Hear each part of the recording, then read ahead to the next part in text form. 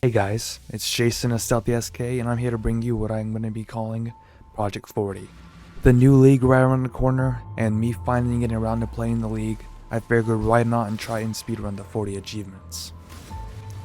Now unfortunately, life got into the way of this a lot, just moved into a new house among other things, but getting 30 achievements took me no longer than 3 days total. As long as you have the tenacity and a capable build or friends to do this with you, you can also. I'm not only going to be showing me getting the achievements, I'm also going to be giving a semi-tutorial of how to do each the most efficient way that I found. I made a Google Doc which is shared down below that you can follow along with. Note that you can do these in any order you please, but the order in the sheet is the one I recommend. I really do put a lot of effort into these videos, so if you don't mind giving it a like, it'll really help. That would be great. Enjoy. This guide is going to be assuming you have fully finished the acts, so stuff like defeat act bosses and defeat act bosses 2 are going to be skipped. All of the first tasks are going to be super self-explanatory, but I'll go through them anyways. All you're going to be doing is using an orb of transmutation on a normal item. You're going to buy an item from anyone that has 3 linked sockets, and you're going to fully clear the fettered pool, which is on Act 1, right around this area. For this next step, you'll first have to go to Act 2 and then complete the quest in search of the Sanctum.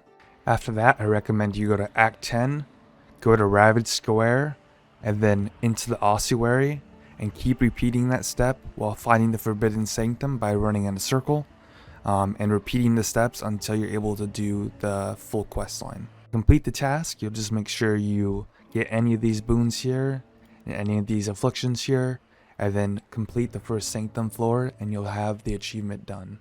This next challenge here is super simple. You're just going to follow the guide I have listed down here by combining certain items, and once you do that into a cell tab, you'll be able to make the item and finish the quest. A lot of different games, so just know when I say quest I mean task or challenge, and when I say achievement I mean challenge as well. First vendor knows best, you're going to do the second one, and again you're just going to follow the links I have here.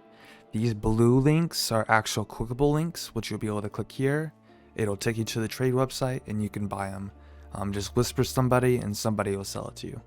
For this next task, it's obviously self-explanatory. You just defeat all 10 act bosses. Next challenge, Dangerous Errands. You're just going to go kill an essence monster, which is the iced monsters.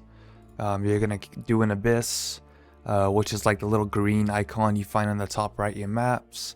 You can do a Val side area, which looks kind of like this, and then you can find any shrine, and there you go, you're done with that side quest. Is the first really RNG task you get. You're gonna Valor Orb each type of jewel until you make them unique. So for Cobalt, Viridian, and Crimson, you'll keep valuing them until they turn orange, and then you want to get an implicit modifier, which is that 4% increased damage there at the top. This next task is also self-explanatory. You just do the 4 ascensions. Just complete them. If you need help, just ask someone in chat. For Exalted Providence, don't make the mistake I did. I thought you needed 4 out of 4, but you only need 3 out of 3. So you're just going to buy the Conqueror, the Eldritch, and the Exalted Orb, and do not buy the Tainted. It's much more expensive than the others. And just use those and you'll be done with this task. You'll probably get most of these passively. It's going to be the Domination encounters, but if you don't, you're going to take all the passives I have linked here, and then use the Domination on the map mod.